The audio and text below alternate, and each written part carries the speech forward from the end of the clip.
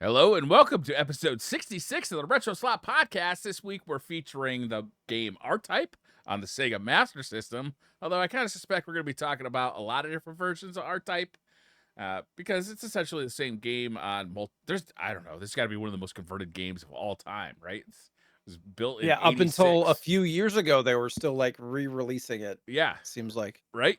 I mean, the game is almost 40 years old, but people are still into playing it. Same with me, yes. Sounds about right. We also have like unusual amount of like really interesting news in the form of like new stuff like new hardware and stuff, which New, is old, new stuff, yeah. old new stuff, right? New old stuff, old new stuff, which is going to be a lot of fun to talk about. So the news section is going to be huge. Oh, you know what I forgot to do? So before each show, a little peek behind the lines, a little peek behind the camera, is that every week we have this little document where we talk. Here's what's going to be in the news. Here's like some details about the game that we're playing, but also here's some dumb shit. Highly curated shit professionalism, yeah. We're professionals over here, all right? Yeah, I forgot to put in my dumb shit this week, and I'm kind of bummed about I'm sure you can think of something quickly here. it. I am very good at thinking about dumb shit. Uh anyhow. This was brought up because it is very warm here. I just asked Briar, Yeah. like, what the temperature is where he is, Yeah. It's in like and I think it was like in the low 70s, high 60s today. that's what it should be here. Yeah. In Portland, Oregon. That's like normal summer weather here, like nice. What is that in Celsius? Like 18, 19, 20 degrees, something like Who that? fucking knows? That dumb measurement system. I didn't say it. Look, Uh okay, all right, here's my dumb stuff. I am very into the metric system in almost every respect, right? It's like if we could switch over to meters and millimeters and centimeters and kilometers, it's like so much easier to keep track of than the dumb system we have with miles and feet and yards and inches with all these like kind of weird like why do we measure a 16th of an inch instead of like a tenth of an inch? Or it's the metric system is so much easier and so much better. Like Mhm. I don't understand why we didn't convert to it. It just seems like way nicer. And like it creates all this problem where you have SAE tools or metric tools, and like you don't know which, because like the bolt isn't labeled whether it's like a metric bolt or a SAE. So it's like you got like two sets of tools and you got two sets of bolts and it's just a mess. And we just need to all standardize on metric because it's way easier. It's so much easier. But Celsius is a different story. It is here's my problem with Celsius. Is like the difference between each number is too wide to be useful for like, is it nice in my house, right? Like I don't know. You'll have to ask me. You'll have to answer for me. Anybody who uses the Celsius system and has like like a digital temperature readout, like a digital, what are they called? It's not a thermometer in the house. It's a Thermostat. thermostat. Thank you. Yeah. Do you go by like 0.1, 0.2 in the house? Because I would think the difference I between think like they full do numbers decimals, is yes. just too much. I think they do decimals. Yeah, it's just it's too big a difference between two numbers. It's like 5 or 6 degrees in like normal person degrees. Like 2. The No, difference it's way between bigger than that. 21 degrees Celsius is 69.8, 22 is 71.6. So it's 1.8. So it's really not But too that. big a difference. Too big a difference. That difference between 69.8 and 71.6. Man, that'll really make or break it. I'm telling you, it's too much. I mean, you do have the decimal system, which can make up for it. Look, that can make up for a lot. But I don't know. I don't feel the same need to convert over to Celsius as I do to the metric system. Is By the Celsius considered part of the metric system, or is that totally different? I would think so because 0 is freezing and 100 is boiling. That's like the simple, right? It does sound simpler. What is boiling Fahrenheit? Fahrenheit isn't it like 212 or 122 or something? something. I thought it was like 212. Hold on. Yeah, 212. Aha! Right. I got it. Nice. Nailed it. Nailed it. Uh, so the reason we bring this up is because it's currently what is it? It's currently 38 degrees Celsius where I live. I don't know what that means. It's like Wait, 101 degrees Fahrenheit right now. so it's almost boiling. No, the other one. It is very warm here, and our AC unit is like 20 plus years old. And inside the office right now, it's probably 85, probably in the office right now, which Yeah, is like man. 29 or 30 Celsius. Yeah, it's warm. So my dumb question Yes. for us to talk about is what do you do when the weather is hot as balls? And I wrote that verbatim in there like that. I do not care so much about hot weather, assuming it's daytime, but at nighttime, like it becomes more of an issue for me. So Like like when when you're it's trying to sleep. yeah, when I'm trying to sleep, it's very hard to sleep when I'm hot. I think a lot of people share in that. So it's not, Yeah, you it's can only shed so many layers. but during the day, I usually am not that bothered. Like I'll go golfing in 100-degree weather and not No. really care Nope. too much about it. Or I'll, yeah, like I understand that it's hot. I can feel that it's hot. It's not like I'm immune to heat, but it's just not like it's not going to keep me from doing much of anything. Like if it's like 110, then I'll be like, well, it's dumb to go golfing today because I'll Well, like die, get a heat stroke. to be fair, golfing's not really doing much anyways, so. I mean, you're walking around on a golf course, so I Oh, mean, you're not using a cart? Okay. I prefer to walk if I can.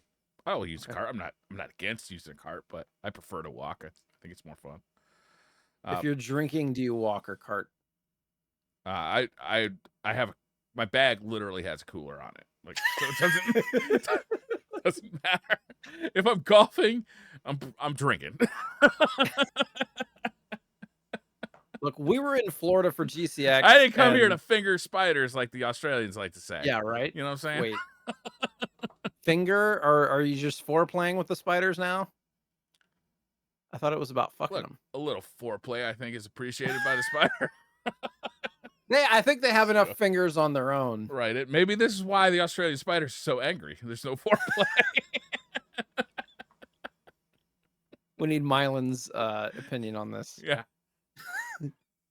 But we were at GCX and we did Florida and it was like a good 93 to 95 every day in Florida at Disney. And we were there for we were in Magic Kingdom for 12 hours Yeah. and That's it oppressive. was warm. Yeah, and humid.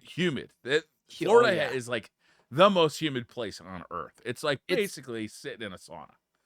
like, what do you do when you're in Disney World and you can smell your own stench? You get deodorant or you go home and And take it's a shower. only You dirty fucker. halfway it's only like 2 p.m. Yeah. and you still have a full rest of the day to go. Like, I wasn't the only one that smelled.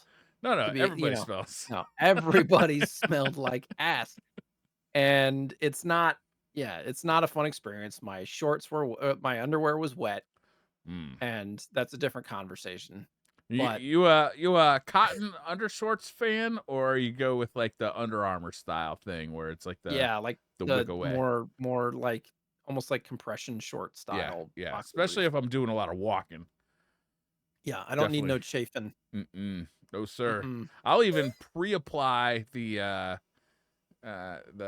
what is it called? The powder that Gold Bond. Yeah, I Gold was like, Bond. Yeah. I forgot to get. I didn't even think They sell it in about Florida. Gold Bond. They sell it. Well, in I'm Florida. sure. I didn't even think to get it though until it was too late. Oh, it's never too late. They need to sell that at Disney. There needs to be there probably is. You can probably buy it at Disney. It's like Mickey. When you squeeze the bottle, it goes. Was like the Pillsbury Doughboy. What is that? Pluto comes over. He's like, "Hey, you look like you could use some Gold Bond." Is that no? That's Goofy, not Pluto. Okay. Pluto doesn't talk. Pluto's a dog. So is Goofy. Was he? I think so. Gorge. I don't know. What kind of animal is Goofy? That's a fun question. I think he's a dog. I don't know. Anyhow, Good. should we get into the news? I mean, I'm having a good time. What do you do yeah, when the weather is hot? Like, what do you do? Do you just like hate myself. you just stay in the air conditioner? I'd try. Yeah. I'd try. Yeah. No, like having to pick up my son from camp yesterday, driving in the car. Like you get in the car in leather seats, by the way. Leather seat, like I have a 2005 Mazda 3 with leather seats, and I get and like the car seat for my 3-year-old was burning and like Do and you we not were have already air conditioning in the car? we do, but it takes a minute to cool it down. Do you know that you can start a car and leave it running before you get in it? By the time I thought about that, it was too late. Well, that's your fault, not the car's fault or the weather's fault. But it's not like, it's an older car. It's almost 20 years now. The AC doesn't work phenomenally, so it's just always.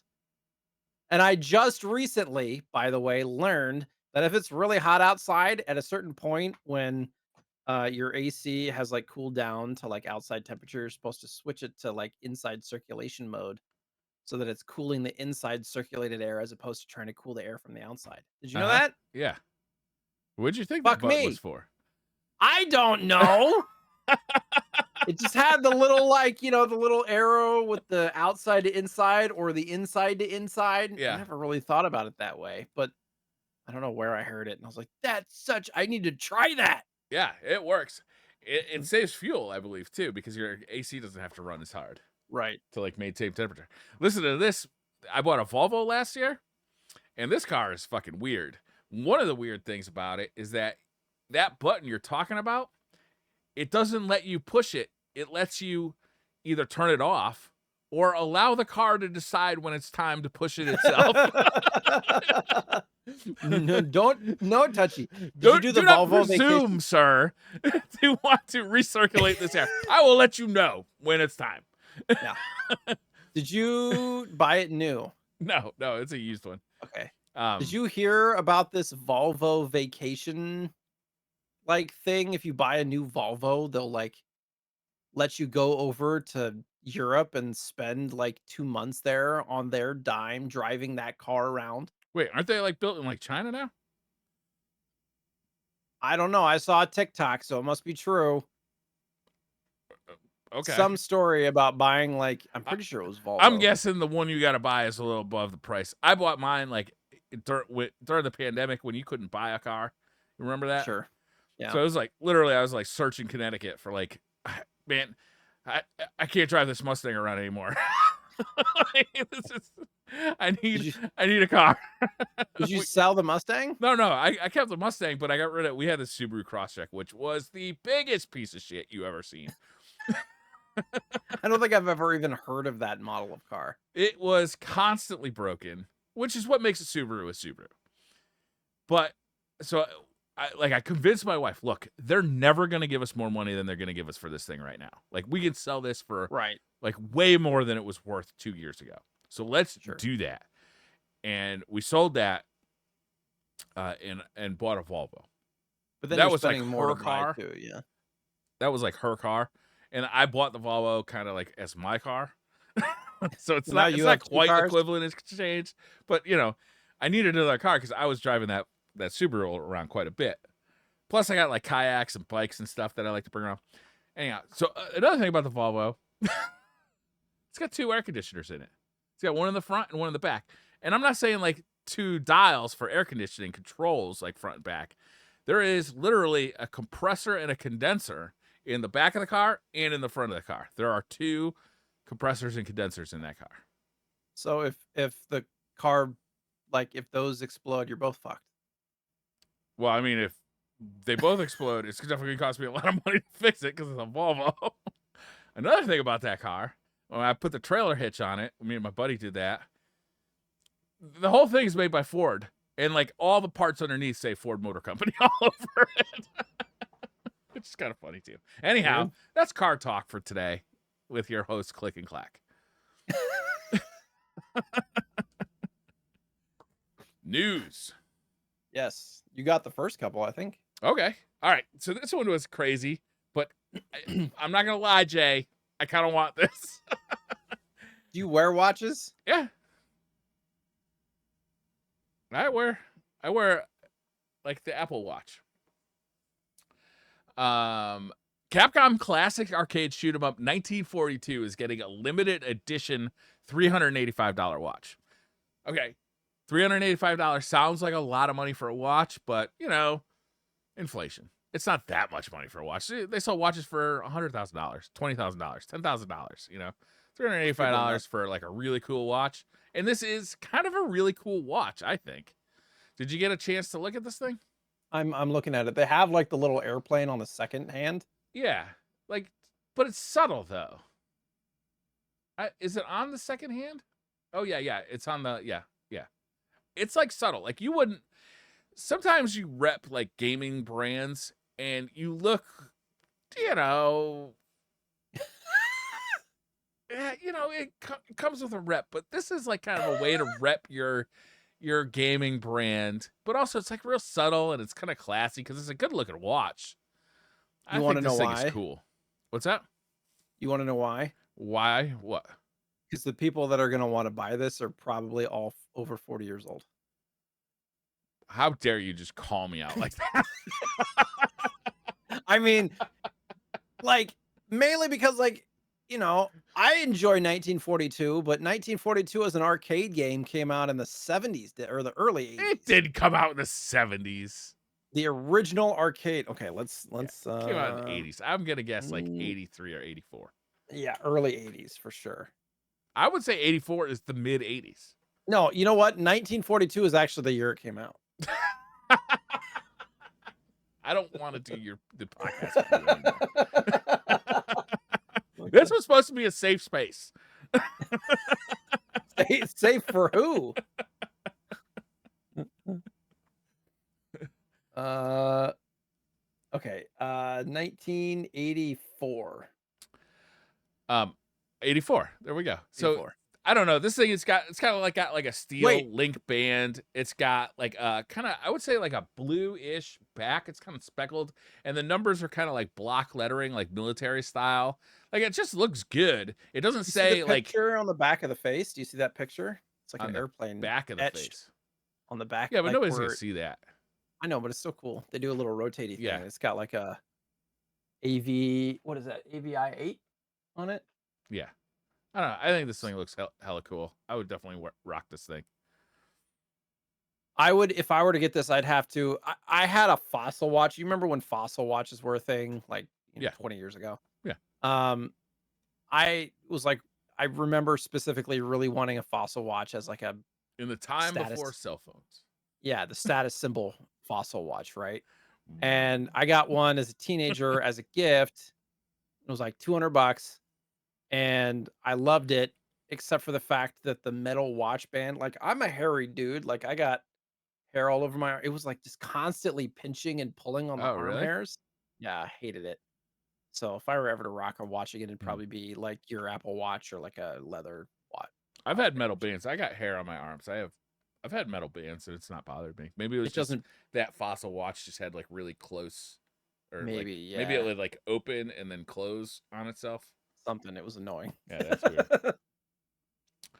Another cool. Okay, so like the news this week is very much about like here's some cool new shit. So like if you're a little light on funds this week, I would recommend skipping to the R-TYPE section because I'm about to tell you about a bunch of cool shit that you're gonna want.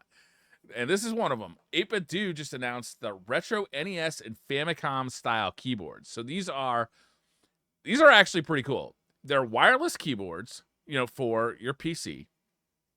I suppose you could use it on anything like a Mister. This would be awesome for a Mister, right?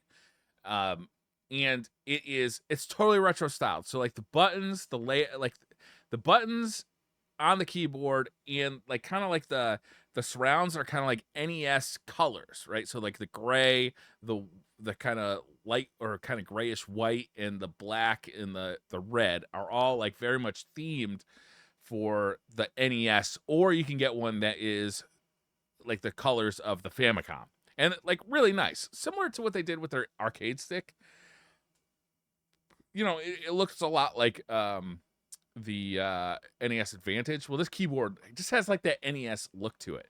It also it's Bluetooth. It also has a 2.4G dongle, so you can like plug it into just about anything, or you can plug it in wired with USB-C. It also has hot swappable keys, so it's got like real like mechanical keys for it's a mechanical keyboard that you can hot swap out, and as an accessory, it's got two super buttons, which are like big buttons. I'm not sure how big they are. They look like they're like 4 inches around, and they kind of like It sit feels off like to an the side. accessibility thing. It feels It, like, an accessibility thing if you wanted to use it like for your feet or if you had, because I this reminds well, I me think they're of the programmable. They're like you can use them to like right. do macros or something, right? Uh, It looks like an easy button, kind of like you're always showing off you have an easy button. Oh, the St. Jude Play Live. Yeah. And it looks like that, but there's two of them, and they're labeled A and B like on the NES controller.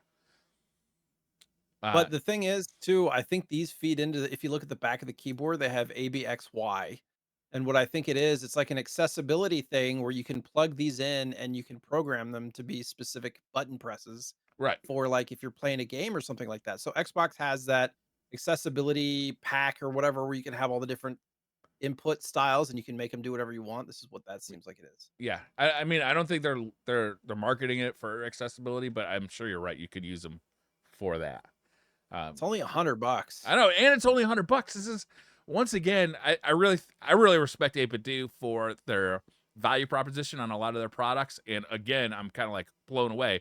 A lot of if you look around at like other companies that are selling mechanical keyboards that are wireless, it's not unusual to spend over $200 for that combination. Yeah. So I'm definitely ordering one of these. I think I'm gonna hook it up to my Mister. I actually might order two because I do have a gaming PC in my living room with a wireless keyboard, and this would just look so much cooler than the It looks one that dope. I've got. I don't think it has light up keys though, and it's nice to have light up keys in my living room. Yeah. Classic power status LED. Yeah, so I don't think it has like RGB under the keycap, so it doesn't like light up. What do you think? You gonna order three? I mean, it's dope. I'm trying to figure out all the little features. Oh, they have an NES style mouse too. Do you Yeah, see they've had that? that for years now. Okay, Yeah, it looks like like an old school Mac mouse.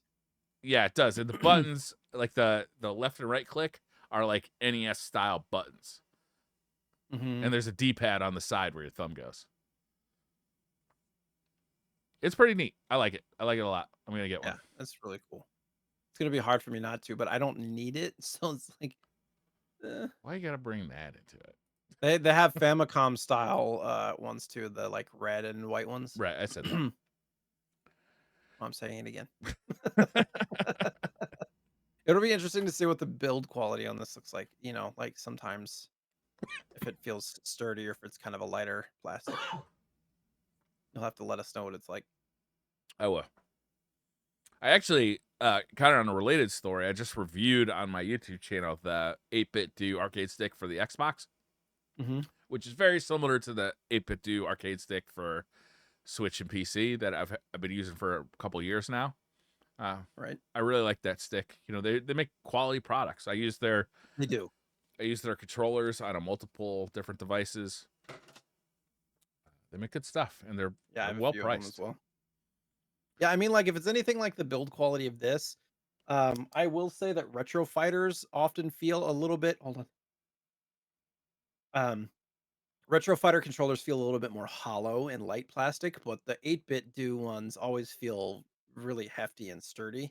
Like Yeah. they don't feel light and hollow. That makes sense. So if the keyboards are like that, then that's awesome.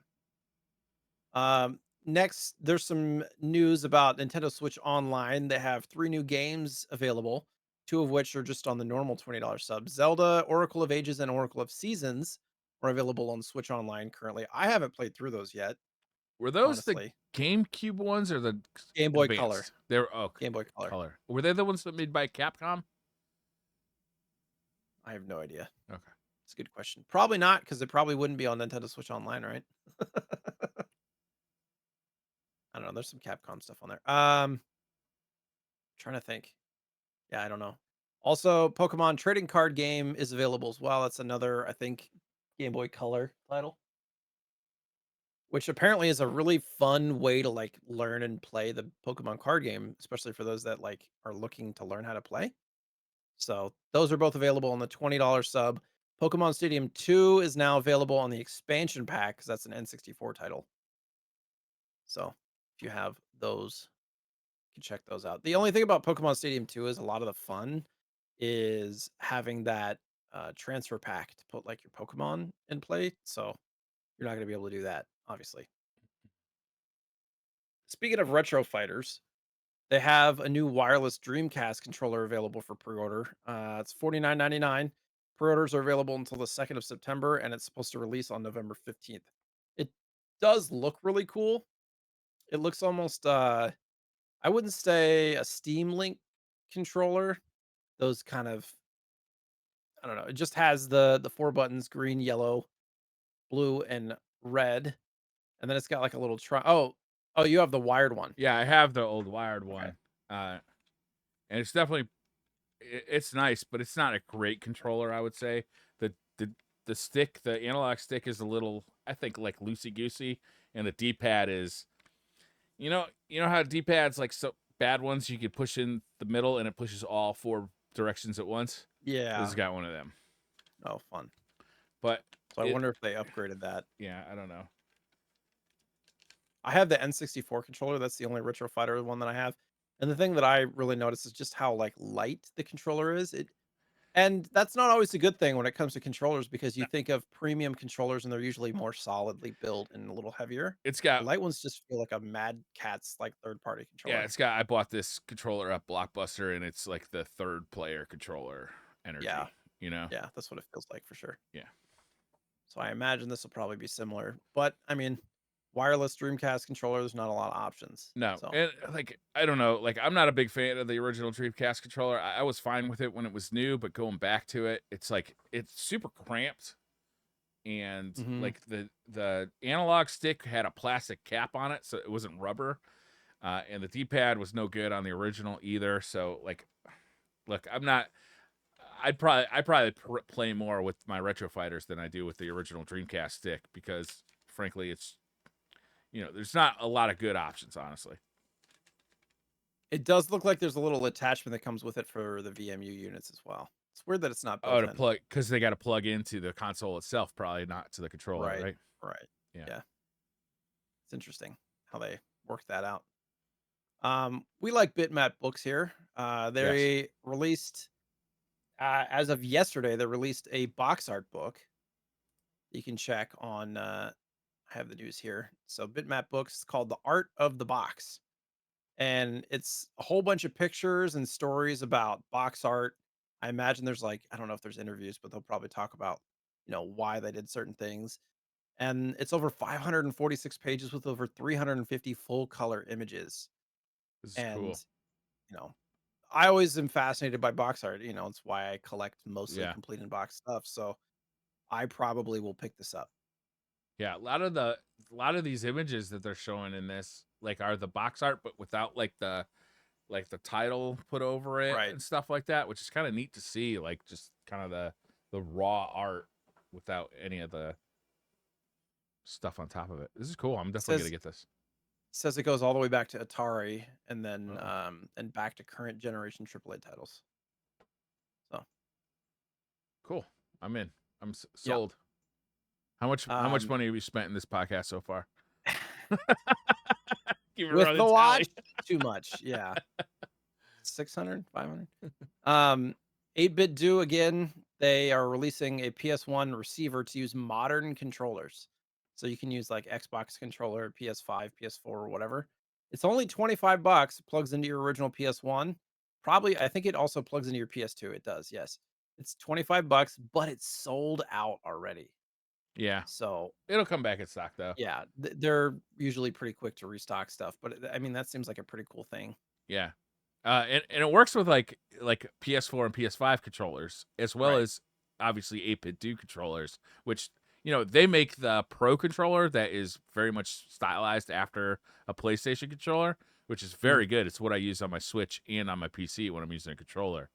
So this is actually, I mean, if you got a PS1, if you got original hardware on the PS1, or if you want to use an arcade stick, to play some of those Yeah, I mean, it says PS1. Xbox One Series, Elite 1 and 2, Yeah, the Wii U Pro controller, Switch Pro controller, it works on all that stuff, so yeah, yeah. sweet. Luckily, the PlayStation 1 controllers seem to hold up really well. Like, Yeah, they do. I've got a few of them that all still work flawlessly.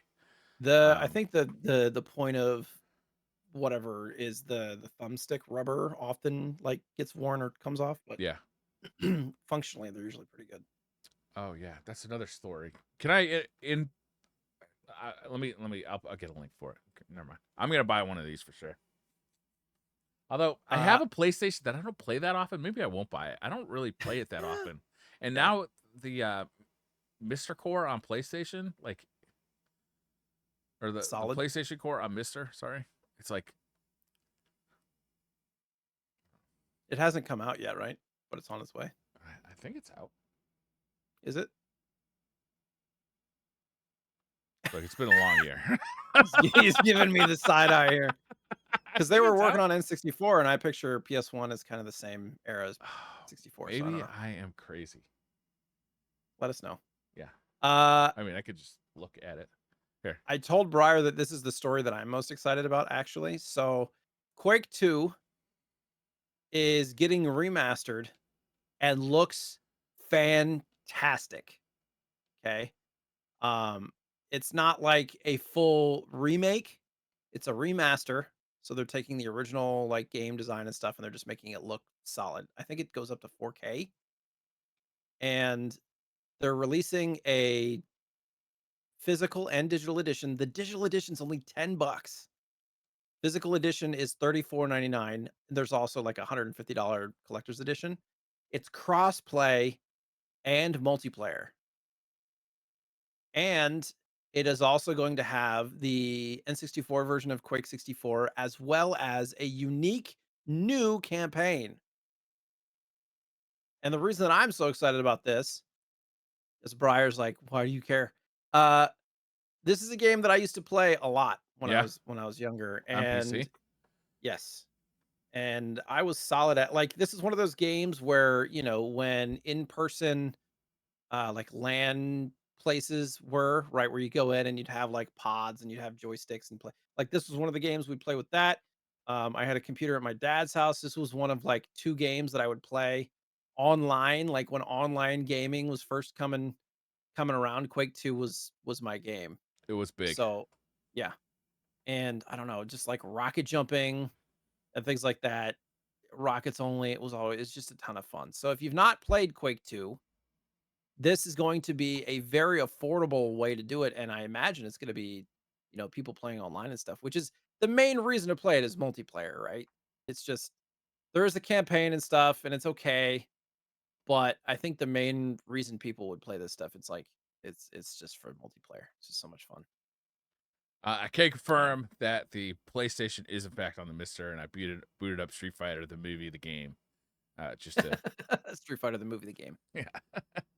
I didn't realize Pre-sales. there was a new campaign coming with this. I think it's available in physical on limited run as well right now. Yes, yes. It's only like 34.99 for physical.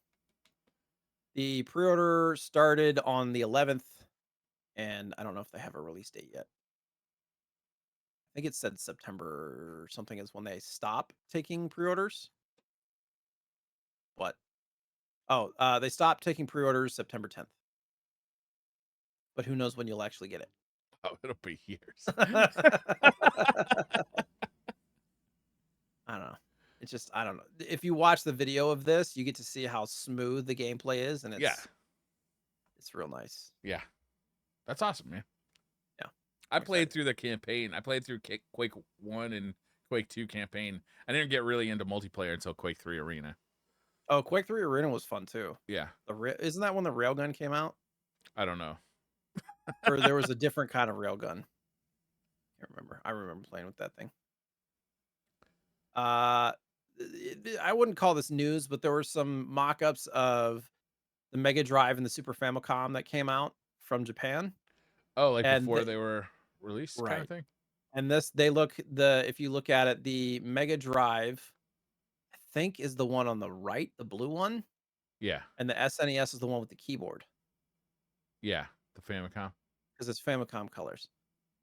So it's really interesting. It looks like something like it's like super futuristic, a lot of geometric shapes and lines and triangles, and I don't know, looked kind of cool. Is that a There's like it looks TV they're plugging into the Mega Drive? yeah, I don't know. Yeah, it's all in Japanese, so the labels are. It looks like there's a disk drive on the Super Famicom. It's like I don't know how legitimate these are, to be honest, but Yeah, are these I, like the renders you see like from like fans, I or think they is were this speculating official? on what they were going to look like. So Yeah, this is people speculating. Okay, I think so. these I aren't think like so. official like design documents. Okay, that's cool. Uh, last one for me. You know, we talk about this game sometimes. Simpsons arcade game coming to Mister and Analog Pocket soon. I think it's out. It's out on Mister. I think. Really? Yeah, Okay. I think it came out on Friday. I'm curious how that goes because how do you play multiplayer? 2 controllers, I would assume. What do you mean? I don't understand. I mean, like on the Pocket and stuff. I don't. Can you You can just plug use in Bluetooth multiple controllers controllers to the pocket, or and do it on the dock? Oh, that's yeah, cool. USB, or not USB. I'm sorry, Bluetooth.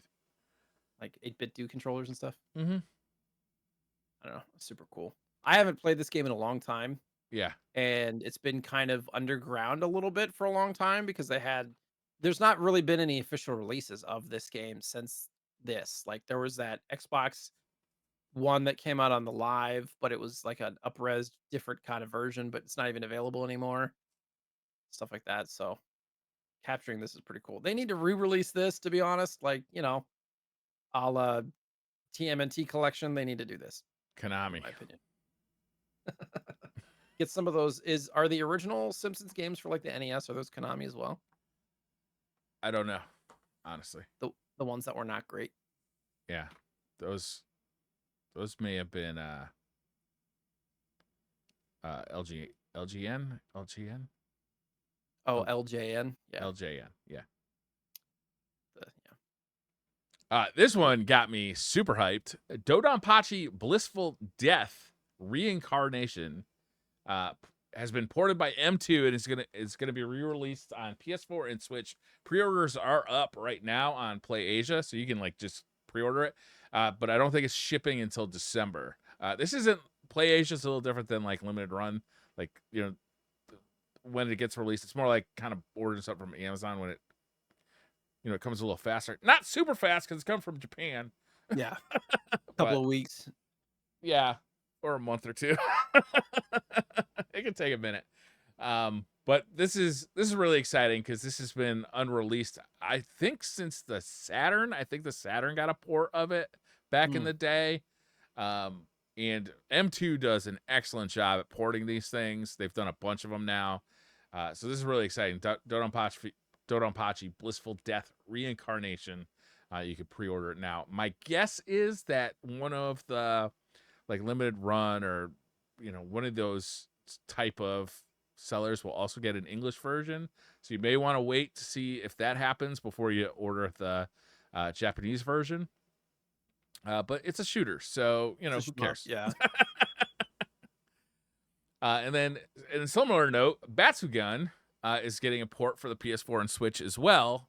This is also up for order on Play Asia. This is a notable game because uh, it is known widely as the first kind of bullet hell style shooter. So it's kind of like the progenitor of that kind of genre, which is kind of neat.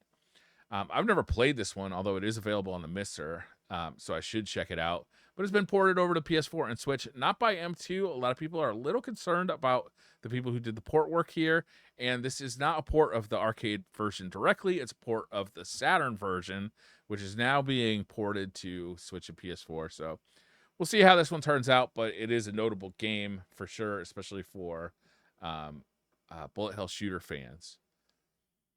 There's reviews for this, and they seem pretty good.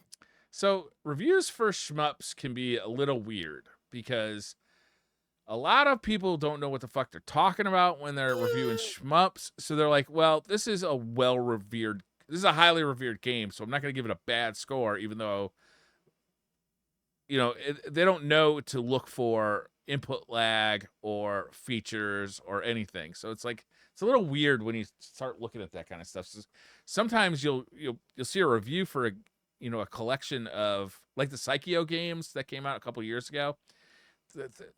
That collection of games was so laggy. It was like there was like 15 milliseconds of lag on the inputs, Mm. and like reviews were like 9 out of 10. These are classic games, so everybody should own. Like, yeah, they are classic games, everybody should own, but this is a bad fucking port of them. Yeah, did you And you play should it? be telling people that. Did you play it? Yeah. Speaking more shmup news, Playdate is getting a shmup. Jay, do you have a Playdate? I don't know.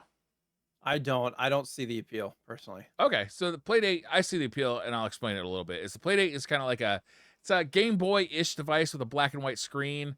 The cool thing about it is it's got some weird inputs, like a crank that you can use to, like interact with games. And one of the gimmicks about it is that developers are kind of releasing games like in a cadence. So when you buy the thing, you could download a ton of games. And I think they're auto-downloaded as well, but they're auto-downloaded like kind of like in the sequence that they're put out, which is kind of neat. So a lot of people are putting out games. It's very retro because it's got like kind of Game Boy-esque screen with black and white only. It's pretty neat. But it's getting a shmup. And the graphics on the shmup honestly look awesome, considering it's black and white. The game is called, I forgot the name of the game, Gun Trails. Small team of people putting it out. I don't know. I like the Playdate. I think it's very cool. Do you have one? No. I tried to order them when like they came new, but they were out of stock. I don't know if maybe I can order one now. I haven't looked in a while. I'm not trying to hate. It just seems like one of those things where there's cheaper alternatives for like an emulation box. It's like I know This these is an have emulation. unique. It's all original games though. Right, I understand that, but are any of them going to be, um, game of the year contenders? Right? Are they going to be games that you have to play? That's always the question, right? Software can sell hardware, but is there anything software wise here that you're like, man, you got to do? It's like for me, Beat Saber for VR, right? Like it's such a unique, fun experience that it got me to buy VR. Like, is there anything like that for this? Yeah. I don't know. This I think of more like a toy, like kind of like this more like a Tiger Electronics kind of thing where you pick one up, Mhm. you play it while you're on the airplane, or you just kind of mess around with it while you're sitting on the couch. It's not like your main. It's not like buying a Steam Deck where you're investing a bunch of money and like it's not your Sure. main system. This is just kind of like a little ancillary thing. Isn't the I'm trying to think, isn't this like $200 for the Playdate? Yeah, I don't know how much it is honestly. $200 sounds right. If it was $99, it's 179. If it was like 99, or no, now it's saying 199 starting April 7th. It started out as 179. If it was That's like the same 199, I price can as definitely see it. the Pocket. Analog Pocket, yeah, right. So that's why it's one of those things for me, anyways. Yeah. Could just be me. Last piece of news we got. This one is going to be real expensive. The RetroTINK 4K is starting to get reviews. So if anybody doesn't know what RetroTINK is, it's a analog to digital conversion device. You plug in like your NES or your Super Nintendo into this thing, and it outputs the signal via HDMI. What RetroTINK does that other companies get wrong is they make it very simple and also very good results. The current one is called the RetroTINK 5X. And what it does is it not only outputs your analog signal to digital, but it also increases the resolution of that signal, because the old signals that they were putting out were for standard definition TV. And what the 5X does is it multiplies it by 5 and makes a much sharper signal out of your current, your old systems. Well, the RetroTINK 4K, as it says in the name, is going to output at 4K.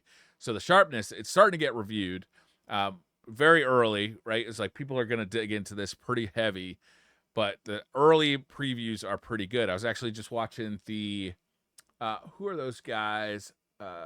Eurogamer. They have a podcast.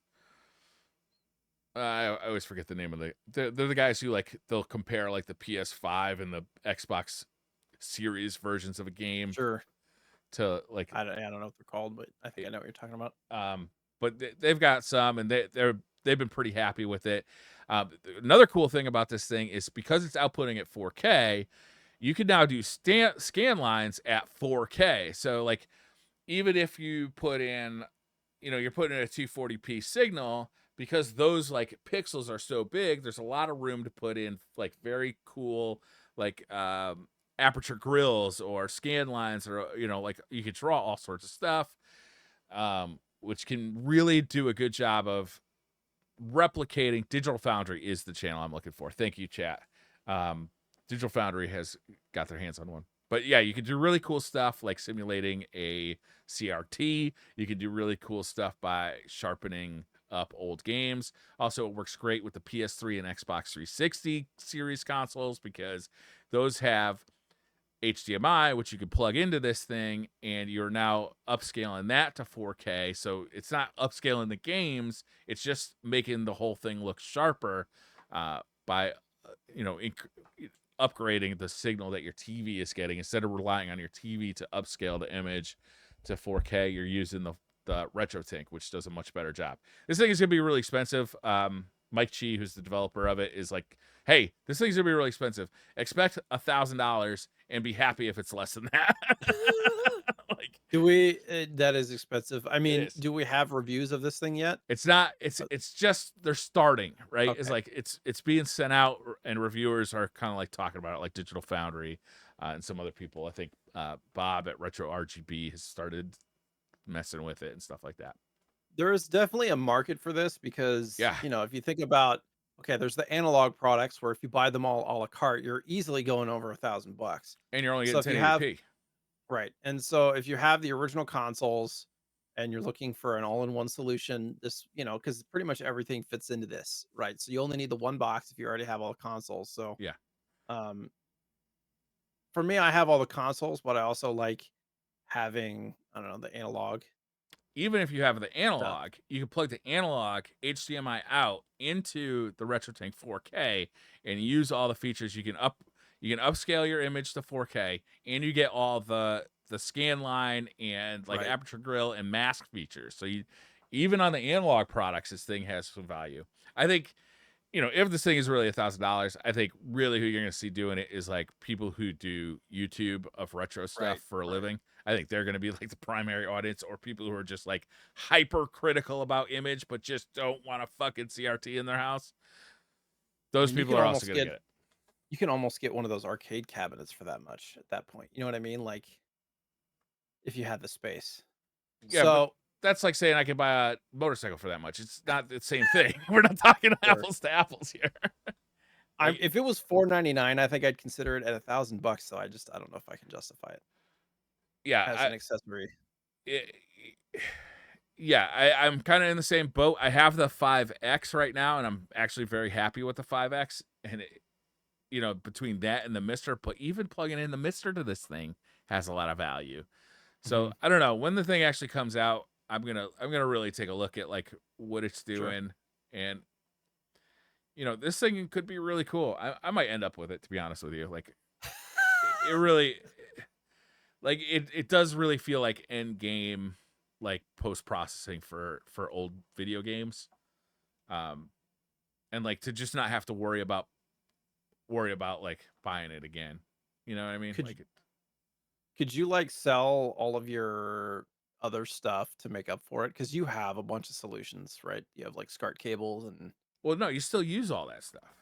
oh, well, It's just a replacement for the RetroTINK 5X, right? Or like a FrameMeister, or Right. It's just a replacement for that box because you still got to plug in a clean signal to the RetroTINK.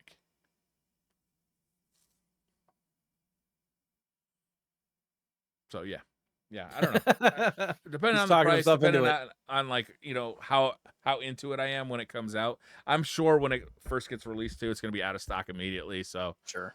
like Keep us updated on it. Yeah, I wanna follow the yeah. reviews and stuff for sure. So that's it for news. But I'm actually really excited about that product. If nothing else, even if you don't get one, YouTube's gonna get better because of it because you're gonna be watching NES games in 4K. Yeah. Like that's gonna be cool. Uh, R-TYPE. R-TYPE Game of the Week. Put some gameplay up on the screen while we talk about this game. Jay, I gotta ask you, what'd you think about this game? So we didn't play R-TYPE. We played the Sega Master System version of R-TYPE. Did you play any other versions of it? No, I just played this. Just the Master System. Yeah. My initial impressions, I liked it more than I thought I would. Yeah. It is very difficult, but Boy, howdy. also, for people that have played shmups before, it's in line with what you would expect, right? Yeah. You know what to look for. You're looking for power-ups. Some of the bullets and stuff are hard to see, which makes it tough. There is some slowdown and some like stuff like that, which can make it tough to maneuver. Uh, I think the one thing that I'm missing for this game is some kind of bar notifying me of like where I am on the progress of the power-ups and stuff. Because there's no Oh, real kind of like indication like of like Life Force had.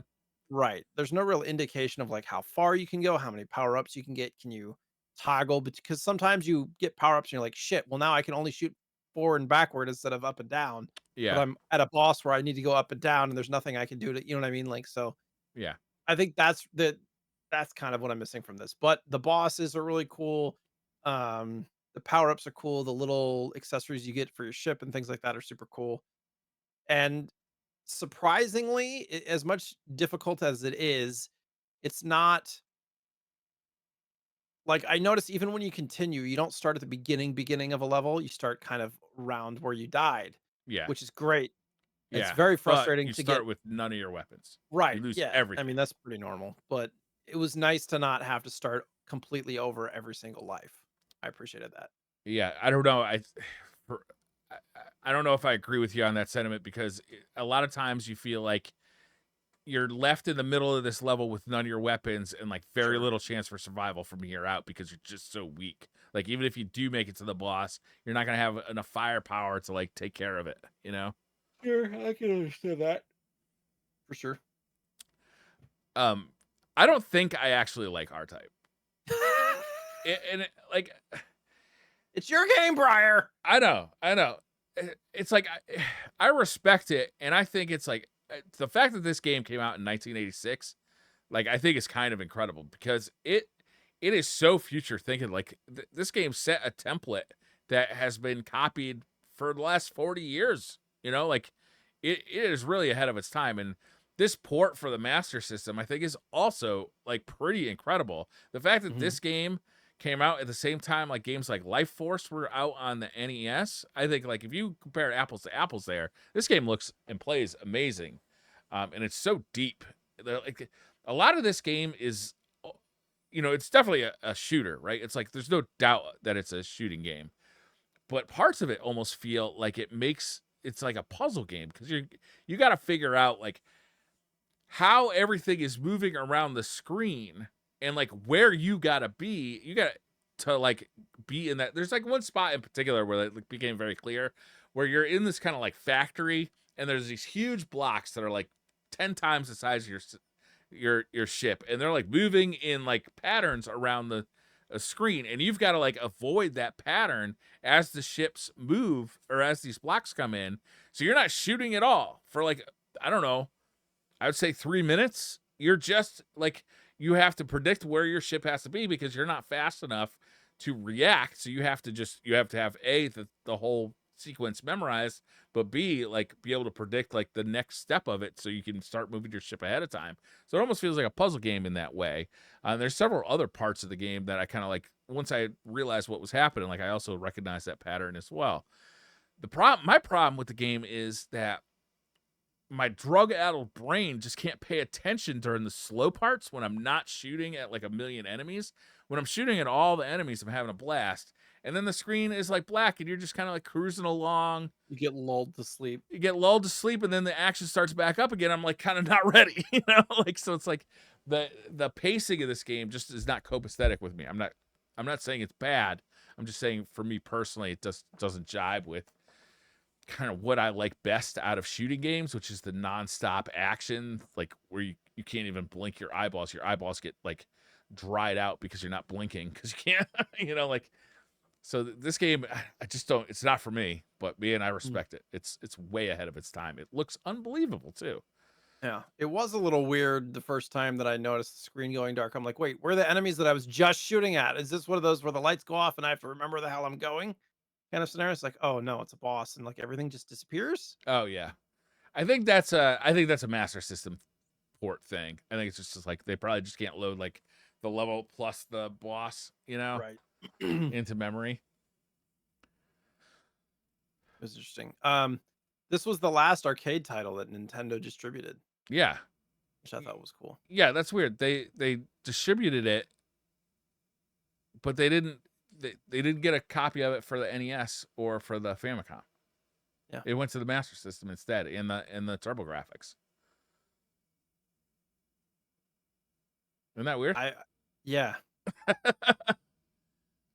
They didn't make it. It was made by Irem. They just distributed it Right. and brought it to America in the arcades. But still, you would think that relationship would have said, well, why don't we just make a port of this for the NES as well and the Famicom?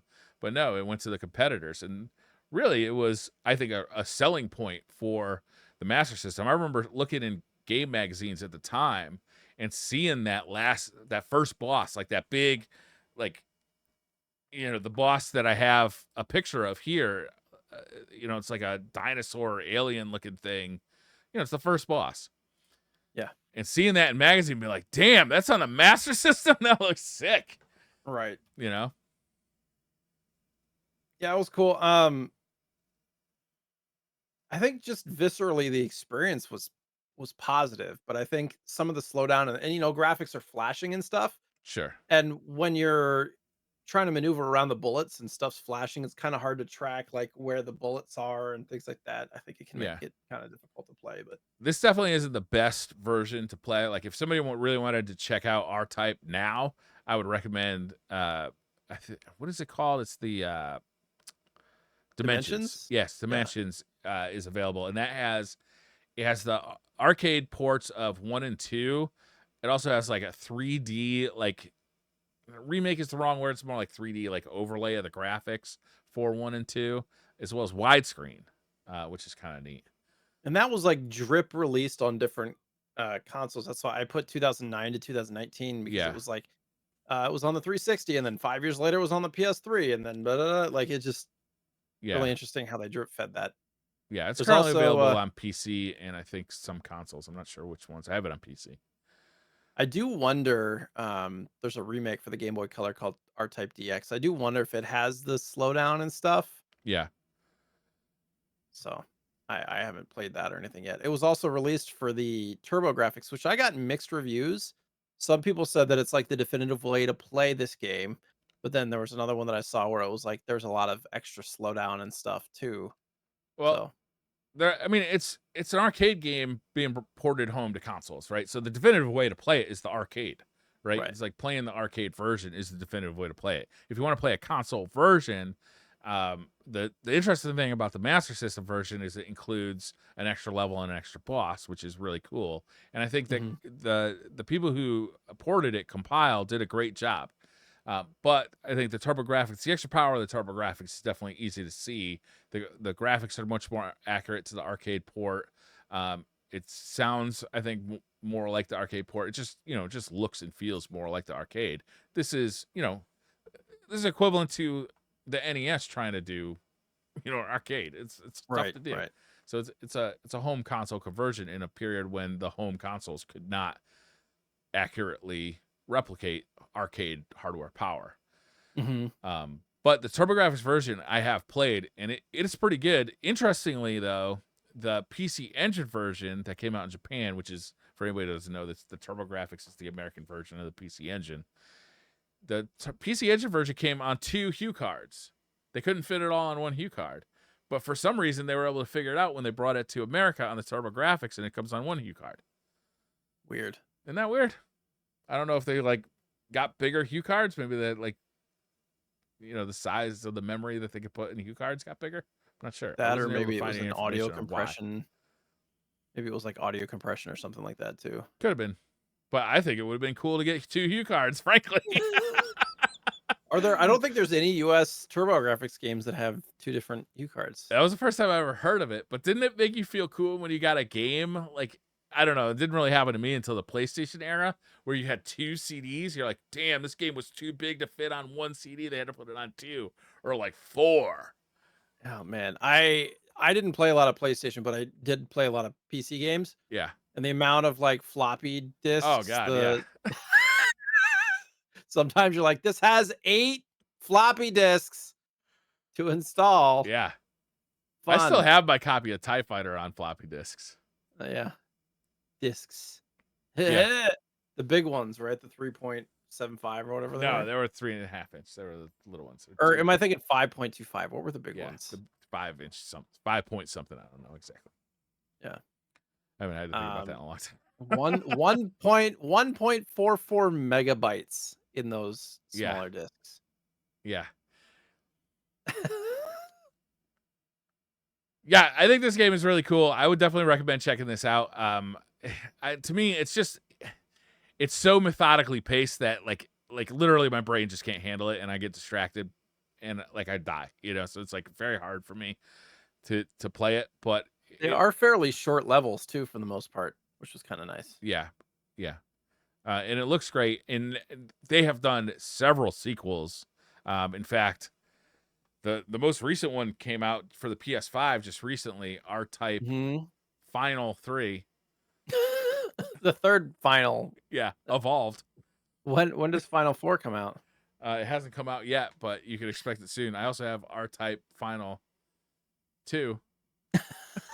That came out for the PS4. The original R-TYPE Final came out for the PS1. I believe it's a pretty expensive game, honestly. But I have like R-TYPE, the third Lightning or whatever for SNES. I have that game and stuff. Yeah. Yeah. But yeah, they're still making R-TYPE games. It's not made by Irem anymore, obviously. They went out of business a long time ago. But you know, they're still very much the same gameplay, honestly. They were going to remake a new one. Apparently, like, this is kind of speculation, but it was supposed to be developed exclusively for the Intellivision Amico with that whole debacle. Oh, that's sad. And I was looking into, like, are they planning to, you know, like, still make it for other platforms? And I couldn't find anything. Yeah. Yeah, the interesting thing about the R-TYPE Final games is that there's a ton of levels in here, and there's a ton of ships. So, like, you unlock the ships based on your performance, and there's, like, I don't know, like, nice. I want to say, like, 30, 40 ships in these things. And you can, like, customize them, and it's almost like a mech game, you know? I enjoy that. Do they have different perks and stuff for the ships? Like, yeah, speed and strength and all sorts of stuff. That's cool. Sweet. So that's R-TYPE. This is definitely like if you're a classic video gamer, like if you just like if you feel the need to like experience the history of video games, I feel like this is like should be on the top of your list, like it near the top of it. Like this is just something you got to check out because R-TYPE is it's got I think the most famous final boss in all of shooting games and like up there as far as just like video games in general. But also this is it got so much about shooting games right that it's just been copied to death. Like what is the little orb that goes in front of your ship called? Oh, they called that the I want to say bug. It's not called that. I put a note in here. Yeah, I can't ever remember. But like that thing's been copied over and over again in other games. Like the Force. Okay. I think. Yeah. I mean, it's a hell of a game, and the Master System version is pretty impressive considering it's on the Master System. The TurboGrafx version also very impressive, but obviously the arcade is like the most accurate way to play it because it's the original. I don't know if I've ever seen this cabinet in an arcade before. No, Mm, it was very successful when it came out. I'm sure. That's it for R-Type, I think. Should we cover what? Well, it's going to be actually next week too, because we're doing Yeah. back-to-back Next week's episodes. game is going to be actually next week because we're getting back on track for the show schedule wise. So next week will be next week, and then after that, there'll be a week off. Apologies on that. We basically got back from Florida on Monday, and our 3-year-old was like sick. We actually went to the ER in Disney World, so we got home Monday, and I was like, "Look, Briar, I can probably make it work, but I'm gonna be hating it." And he's like, "No, it's cool. Just Yeah. No, we'll let's do it not do next week." that. I was like, "Thank you." It does not take much for me to say fuck off on work. You know? Like, I'm a little tired Do you today. wanna? Let's fuck Nah. off. So I have. It's not a choice this week. I found the game, and I Okay. was like, "We haven't done that yet. We're doing it." All right. Oh, And I we got have 1 week. real quick before you do this. While you Yeah. were in Florida, I was actually like reading like an article about how there's like a leprosy outbreak in Florida.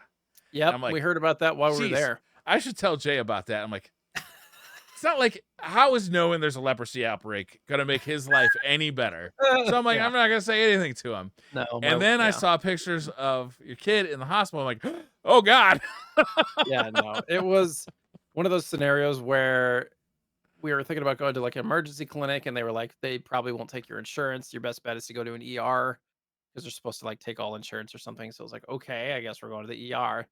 And it was just like it was minor stuff, but it was concerning. Her fever was like 103.8 and stuff. And so it was we're just trying to get it worked out, but Well, at she's least it feeling wasn't better leprosy. as of today. Today was like the first, like the last week has been rough. She Oof. lost 3 pounds. She wasn't able to keep food down for a couple of days or any kind of like she wasn't able to drink water. It was rough, Oof. but she's feeling better today. So just Still back got to all our herself. fingers in her toes. Yeah, yeah. Good. Good. Fortunately.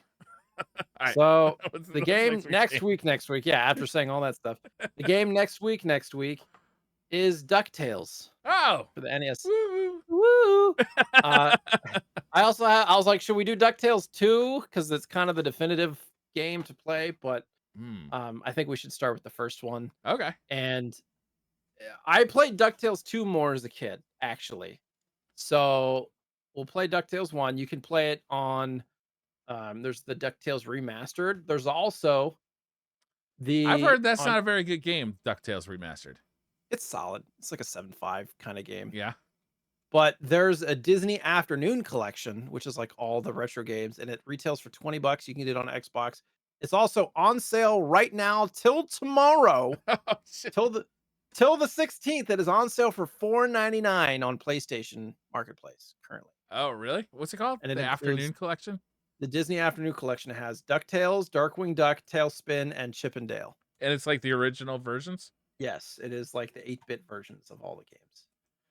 Wait, it says there's 6 classics. Does it have DuckTales 2 and Chip and Dale 2 as well? Maybe?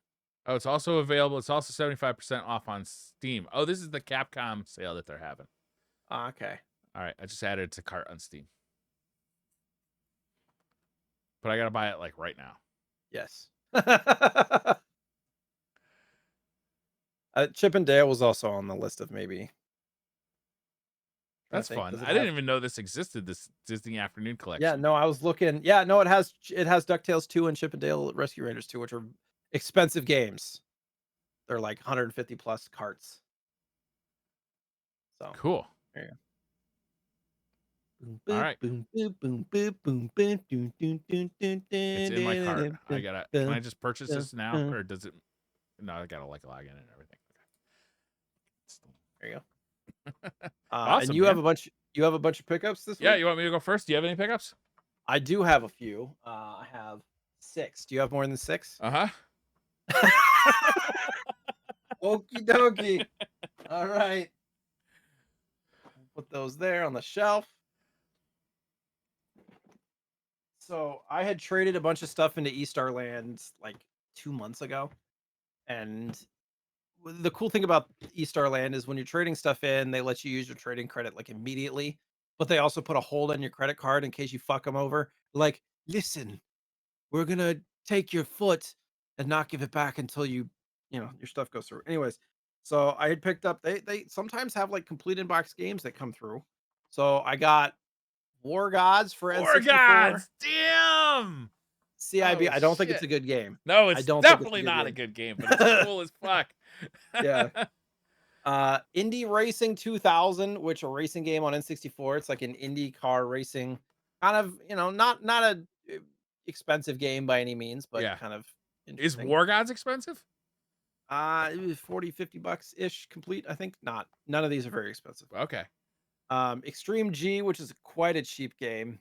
Really? I had already gotten the second one, so now I have both. That game was pretty good, I thought, right? Yeah, I think they're I solid. think I Like, rented that. I'm not sure. I mean, it's like, yeah, Yeah, it's it's like a like wipeout kind of thing. yeah, yeah, yeah. More racing. Ridge Racer 64. This must have I been own that game. one guy sent in a bunch of these games, I think. Played in box, so I own that got game. I plenty of kind of those like guys. it. It's Really? it's a weird Ridge Racer game, but it's kind of neat.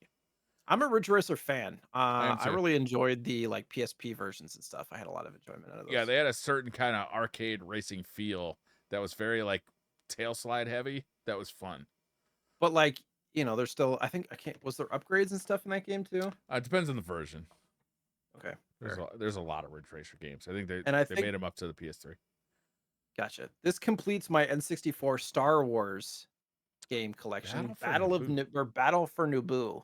This is kind of a more obscure title. Is that a do you pilot one of those starfighters? Looks like it. Yeah. That's kind of neat. Yeah. Hmm. So, and lastly, this just came in the mail a couple of days ago.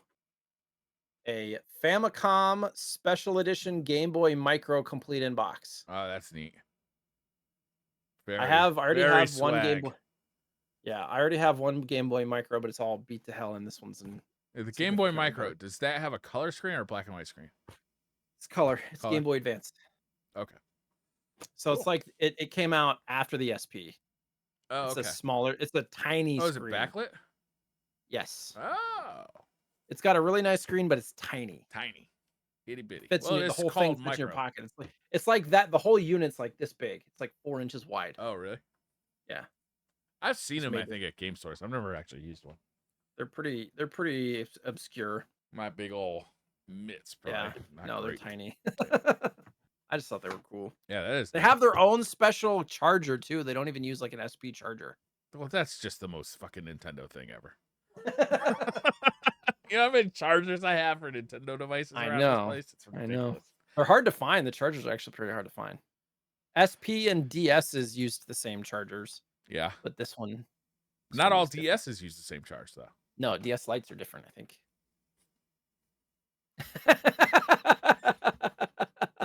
You know what I have actually is I have Uh, these I think I bought them from GameStop. Is they're like chargers with like 5 dongles like yeah, off the end of yeah, them. yeah, like an octopus. Yeah, Yeah. and it's like you just like keep trying things until you get one that fits in the DS you're trying to charge that day. Yeah. So Briar's got the Yeah. hookups Yeah, this week. I got a lot of games this week. Some of these are gonna like kind of border my definition of retro. Some of them are clearly retro. So first one is Rygar. This is this is just a Mhm. loose copy of Rygar. This is actually one of my favorite games as a kid. When I was a kid, I used to ride my bicycle to the video rental place near my house Mhm. and rent this over and over again. It did not have save games, so you had to start it over every time, and it was kind of this like longish adventure.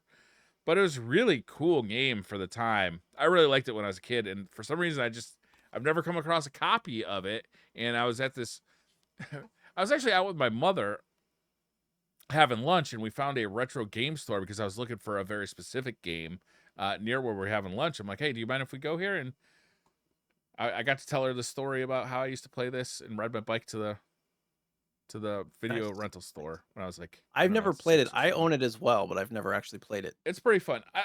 It's pretty fun, but it's definitely not like an all-time great. They actually Sure. they made a new Rygar, I think in the PS3 era. That Yeah, was kind of remake. neat. I can picture the case art. It's like it very like Coliseum esque, like Yeah. 300 era. What do they call Yeah, that? definitely, Gladiator type. definitely kind of edgy artwork at the time, which was all the rage, I think. Hmm. The next thing I found at that same game store for the PlayStation 2 is Street Fighter: The Anniversary Collection. I just thought this was cool. This comes with Third Strike, Street Fighter 3 Third Strike, and Hyper Street Fighter 2, the Anniversary Edition. Hyper Street Fighter 2 is a weird edition. It's like a sequel to Super Street Fighter 2 Turbo, but you can, when you select your character, you can select the version of that character that you want to play, either from World Cool. Warriors or Hyper or Turbo or Super or Super Turbo. So there's like 6 different versions of every character that you can select, and some of them are like way unbalanced. So this is a kind of neat one. This is only $15. The box art for that Ryu looks pissed. Yeah, Like he looks like he's being annoyed by all his friends in the background. And then you yeah, have is that Zangief yeah, on the side there with his lip, yeah, like his lower lip, like yeah. It's kind of cool art. I like the art. it's fun. The funny thing is, I'll probably never play this copy of this game because I have this in like so many other different ways. But I just Sure. love the artwork so much on the box that and it was so cheap. Yeah, it was I really had cool. to pick it up. So Mortal Kombat 1 is coming up, or otherwise known as Mortal Kombat 12. And I kind of want to remind myself of the story of kind of like the most recent series of Mortal Kombat games. So off of eBay, I picked up, turns out you could buy a copy for the PS3 of Mortal Kombat. So they renamed Mortal Kombat 9 just Mortal Kombat. That's sealed. Yeah. Yeah. You can just buy these off of Was eBay. that was that $20? I don't remember how much it was. It wasn't that expensive. But this is the complete edition. It comes with Freddy Krueger and Kratos, Oh, nice. like right on the disc, which is nice. So it's sealed now, but it won't be for long. But I've been reviewing that Xbox arcade stick, and I was like, hey, you know how you can throw Xbox 360 games into an Xbox Series X and get like 4K output? So I'm like, well, I bought the same game on the Xbox 360. Unfortunately, this That isn't the one's complete not edition, sealed. Yeah. so no Freddy Krueger or Kratos, obviously, because that's only Sony. But this was $14. Nice. And can confirm it looks pretty good on an Xbox Series X, even though it's an Xbox 360 game. Nice. This is kind of a weird game because it's delisted on Steam, so you can't buy it off of Steam anymore.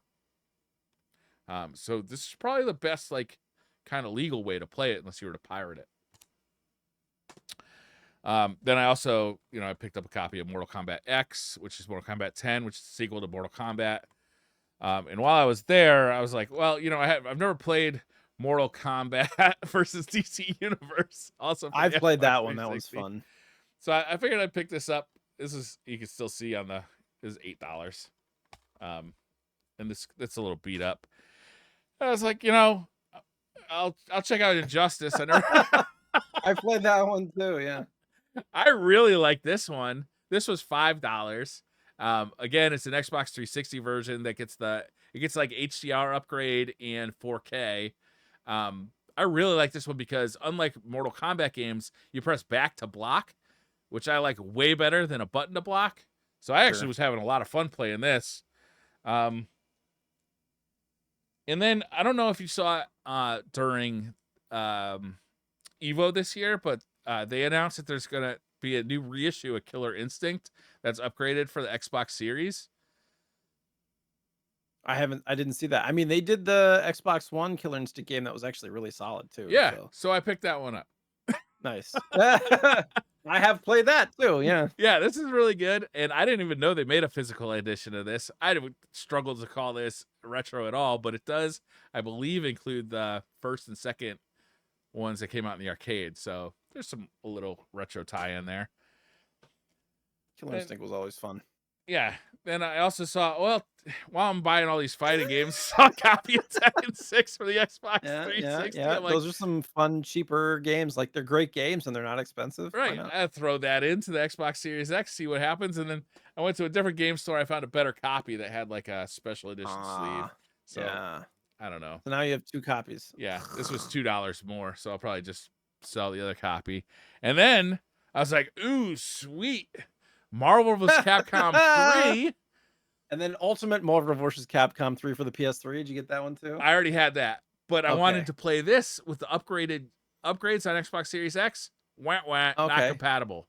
Doesn't work. Ah, So it doesn't work wah. at all on an Xbox Series X. You can only put this in an Xbox 360 to get it to work. Bummer. Yeah, sad about it. And then More fighting games. yeah, Street Fighter 4. Street Fighter 4. This looks fantastic on the Xbox Series X. Nice. So that was fun. That was kind of like my, I don't know. That was the beginning of the new like 3D style characters, right? 4. Well, they had Street Fighter EX in the PlayStation 1 era. Where they had EX, EX2, and EX3. Right. Plus. Yeah. Yeah, and those were 3D. They were made by Arika, who makes fighting EX Lair now. 1 and 2 are pretty fondly remembered. 3 is for some reason not fondly remembered. It was a launch game on the PlayStation 2, and it came out the same time Tekken Tag did. And it does not look nearly as good as Tekken Tag, but it's actually kind of a cool game because it's a Street Fighter game with tag elements. So it's kind of a neat game. They're not making new Tekken games, right? They're just There's a new Tekken game coming out right now. Oh, Tekken 8. Is it the first one in a while? Tekken 7 is widely played. When did that come out? I guess 3 or 4 years ago. Okay. But Tekken 8 is right around the corner. If not late this year, next year. Sweet. Yeah. I've just been out, I guess. I haven't followed fighting games for a long time. Yeah. The fun thing about Tekken games, I think much like Mortal Kombat games, for me, is just playing through the batshit crazy stories. Like, it's so fun. I do want to play through some of those newer ones, too. You Mortal Kombat's? saying, well, Mortal Kombat and Street Fighter now, too, right? Yeah, Street Fighter is crazy. Street Fighter's got this whole world tour mode. But to me, nothing's better than playing through stories on Mortal Kombat. Like, not only do you get like this like 4 or 5 hour campaign that is just like insane, but then you can also play through like just kind of like the story mode for each character. And like they got characters in there like Rambo and RoboCop that have endings that are canon in the Mortal Kombat universe. Like Rambo in Mortal Kombat 11 kills the God of Time, takes control of her hourglass, and is now the God of Time. Spoilers. Sorry, my bad. But it's worth doing. RoboCop, the Terminator, like, oh, man, it's crazy. It's so fun. I love awesome. Mortal Kombat. I like Mortal Kombat now than I ever did. You're selling me on it. It's fun. For sure. Yeah. Mortal Kombat 11 is, you can buy it with the DLC, the Aftermath collection. It's been out for a while on PS5, so I'm guessing you could get a discounted copy. Is it on Steam? Probably. Yeah. I don't know. I've gotten away from playing. I have a Series X and a PS5, but I just don't like to play games on. If I can play it on PC with controller, I'd prefer that. Yeah. I think. Yeah, that's fair. I don't know. But I like the Switch. I like the Switch. I like the PS5. I like the Xbox Series X. I don't buy a lot of games for the Series X because a lot of times the game isn't actually on the disc, which kind of negates the value of having it. You can get it on whatever it's called, the Play Live or whatever it's called, live thing, the subscription. Yeah, that yes. But yeah, I mean, I'm actually building up quite a large PS5 collection already. There's so many games that I've already wanted that have come out. There's a lot of good stuff out right now too, for sure. Yeah, this year, man, is insane for new games. It's just yeah. I'm really looking forward to diving into Baldur's Gate 3. And what's that one by the guys who make Skyrim? Remnant? No. The space one. Somebody's gonna say it in chat. Oh, Homeworld? No. Can't believe it's out now? Think of the name. This is like the biggest game of the year coming out. Oh, Star. Starfield. Field. Right? Thank you. Yeah. Thank you. Homeworld is coming out this year too, I believe. So it's Homeworld like 3.